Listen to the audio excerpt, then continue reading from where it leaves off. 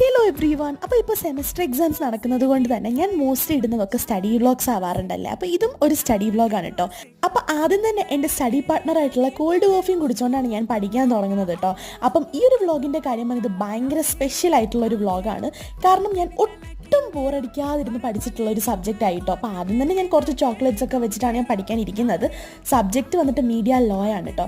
അപ്പോൾ ഞാൻ പഠിച്ച് ഞാൻ കുറേ നേരം എൻജോയ് ചെയ്ത് പഠിക്കുന്നത് കൊണ്ട് തന്നെ ടൈം പോകുന്നതേ അറിഞ്ഞില്ല കേട്ടോ. ഇടയ്ക്ക് കോൾഡ് കോഫി തീർന്നു, പിന്നെ ഫ്ലാസ്കിൽ വെള്ളം ഫില്ല് ചെയ്തിട്ട് ചൂടുവെള്ളം കുടിച്ചുകൊണ്ടിരിക്കുകയാണ്. വിദൂഷി ഇടയ്ക്ക് ഒരു ബ്രേക്കിന് വേണ്ടിയിട്ട് ഡാൻസ് ഒക്കെ കളിക്കുന്നുണ്ട്.